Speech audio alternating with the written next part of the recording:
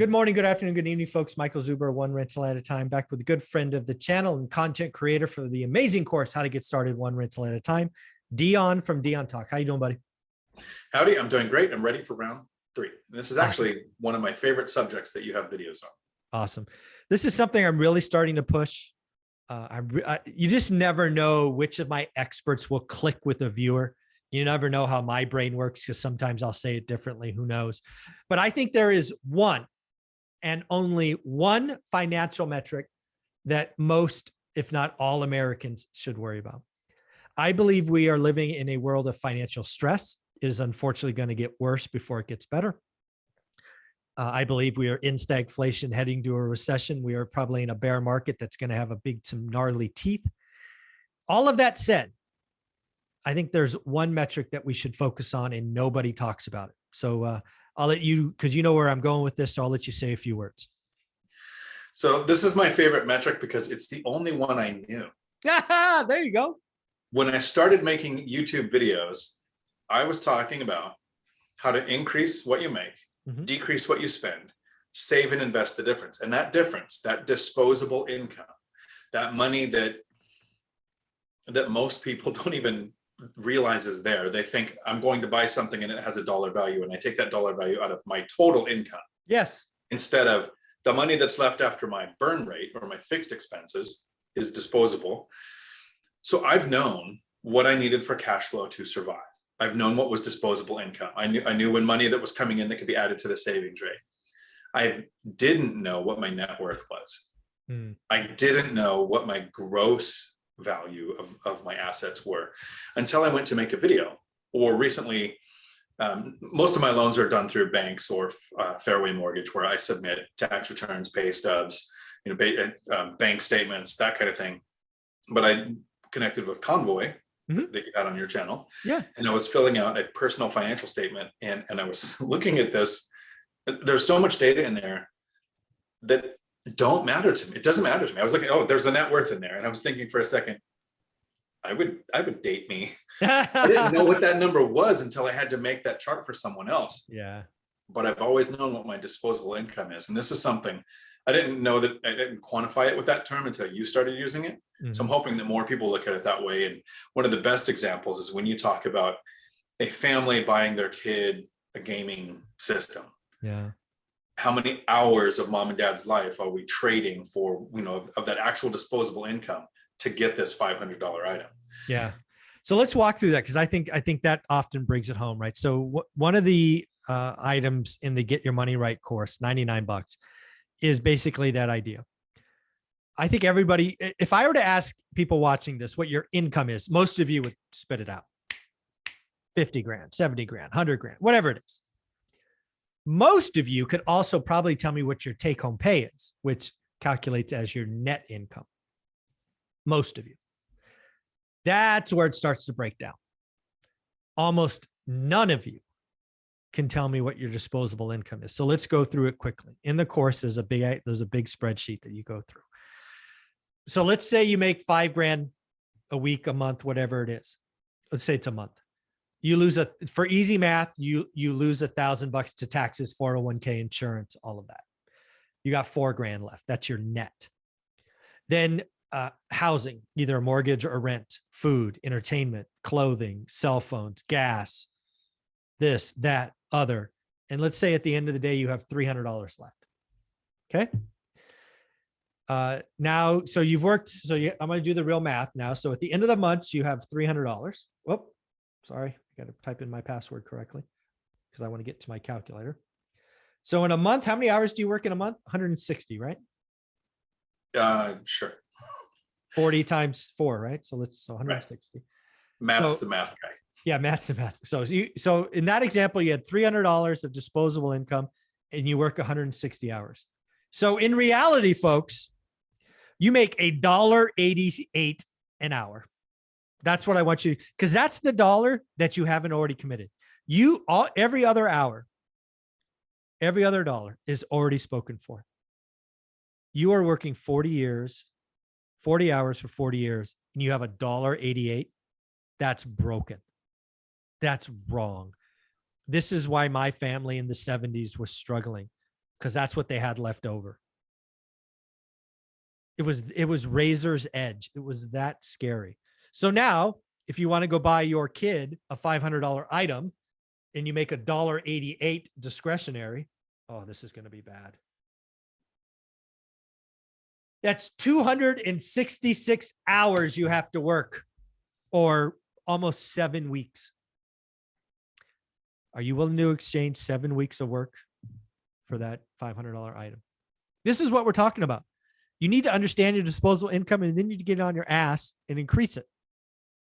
Right? And it's hardest in those first few years. Well, no, it's not hard. Stop spending money. I think it's hardest because, so a $500 gaming system for your kid, I get it. We can easily say, all right, we're going to wait for Christmas or birthday to do this thing. But this weekend, husband, wife, kid goes and watches a movie. Sure. Just goes to the theater.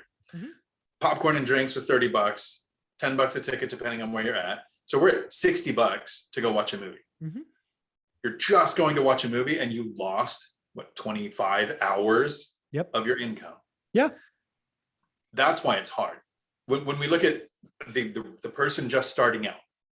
No, you're giving people excuses. And again, I say this as someone who was spending 100% through effort and sacrifice and consistency.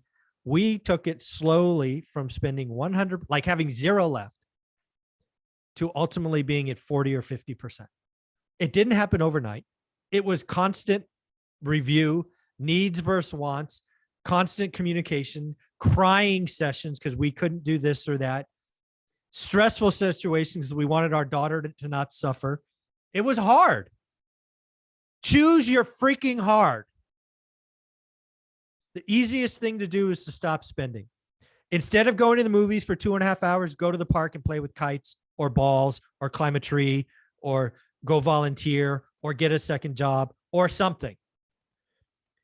The beauty of discretionary income is every person listening to this can do 2 things to impact it. Make more freaking money or spend less freaking money. And I suggest you do both. Stop giving people excuses. Disposable income is not excuse time. If you want excuses for not buying a home and it's too much and the affordability sucks, fine. No, don't go watch the movie. Don't go. If you make $1.88, no, don't go spend $60. Go to the park. Go have a picnic. Go do something else. There are other options. So I think that's hard in the beginning. Getting that discipline to make those changes, to figure out, first tracking it. Sure. Looking at what is your burn rate, what is your income, and figuring out, okay, how many hours does it actually take me to spend $10? But it's not that way forever. And I'm gonna share numbers. Don't sue me, bro. I just want to show people why this is worth it. You do that for the first 5 years or so, maybe even a little longer, where you're really tracking. How do I increase income? How do I develop side hustles? Do I change jobs? Whatever it is to increase that top line. Mm-hmm. You decrease your spending on things you don't have to have. Mm-hmm. Get to the point where your disposable income is multiples of your pretty much dream life. Yeah. If we go to me 11 years ago, it's making $17 an hour. I can't imagine thinking I'm going to go spend $10,000 in a month. Like at that income level, I'd have to do the math, whatever I was making in a month, $17 an hour. Well, you're making roughly $34K a year. Roughly. Okay. So divided by 12, that's not $10,000 a month. No, it's right. $3,000. So flash forward 10 years. And because I figured out what my disposable income was, I increased the income, decreased the spending. And the biggest impact was the cheat code to wealth, getting rid of the largest expense of housing and, house hacking, and invested that money to where now, and a little bit of a difference that I do is I share the numbers because I'm still small enough to where it's relatable as far as income goes. The cash flow from my rentals is just under $14,000 a month. Like that's money that comes in. I call it horizontal money. It comes in even if I'm just laying down. I don't have to get out of bed for it to come in. Nice. So I'm in Florida going scuba in a VRBO spending. My goal is to spend at least $10,000 while I'm here. And when I get home, there'll be more money in the account than when I left. And it isn't costing me hours of my life. So that's that control and discipline that we have to develop in the beginning, which, no excuses, is difficult, but we need to do it to get to the point where I think it was a LeBron quote, when you don't have enough, money is the only thing. And when you have enough, it's just a thing. We need to get more people to, it's just a thing. Yeah, I agree. Yeah. So again, I don't want to sound harsh. So, this may have come out harsh. This is what I think. And again, I lived in an environment where we had nothing. And I've shared personal. I remember finding a dime and feeling rich. I still hold on to that and think it's disgusting that I felt that way. A freaking dime. Now I was 8 or 9 years old, but that's no excuse to be 8 or 9 years old and to find a dime, like somebody lost it in the street or whatever. And to think you're rich that's so disgusting.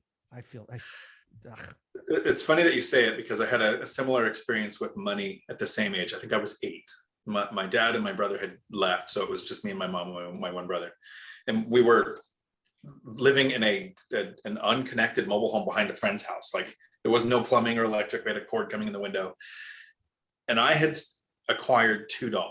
Like, this was a huge amount of money. If I went into a store, I could buy something I didn't have to share with somebody. And I lost my wallet. Oh no. It's decades later. And no matter how much money I ever make in my life, no matter what happens, I could win the lottery, right? Yeah.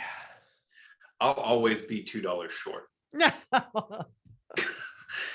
So it's funny how we're impacted by thoughts on money when we're around that age. Yeah, it's just bad. So folks, what I will tell you is hard in this is the consistency. I will give you that. It is very easy to decide. I don't want to give, it is not hard to decide. Right? In your example, deciding not to go to the movies should be an easy decision. Consistently making that decision, I will admit, is hard and does become, the repetition makes it easier. I will agree that is hard. And that's where most people fall down, because I've already heard the excuses. Well, for the last 3 weekends in a row, we haven't done it, but this is the super special, extra super duper Disney, blah, blah, blah, blah, blah, blah, blah, blah. I deserve it. You don't deserve it. You've been doing it for 3 freaking weeks. Get back to me when you're doing it for 5 years. What do you think? And so we can end the video on a positive note where people get to see a little bit of frustration on your face. It's not the skipping the movie that does it. No. It's the family who goes to Disneyland or Disney World on credit cards for $5,000 to $8,000. There's the face. And then loses that many hours of their life plus interest over the next several years to do that thing that they deserve now, because for the last couple of months they haven't done something. I know people like this. So let's just do the math, because this is frightening. So let's just round it up to $2. So I gave you a raise. It's not $1.88. It's now $2, but it costs, that's 4,000. That's 2 years of your life you've sold. You are selling your future by not focusing on disposable income. You are selling your future. Focus on disposable income, calculate it today, then look at how you can grow it. You can either increase revenue or cut expenses, or better yet, do both. And if you don't know how, watch Dion from Dion Talk. How can they find you? Right here on YouTube, Dion Talk Financial Freedom. And then one last little twist to even make it worse. They're losing 2 years of their life for that trip, but don't worry, they can get an adjustable rate home mortgage and wrap up into asset-backed 30-year debt. That's a brilliant idea. And the plan most people plan on going with. All right. I'm going to lose it. I'm going to lose it. So with that, we got to go before my head explodes. Hey man, thanks for doing this today. I appreciate you. Ciao.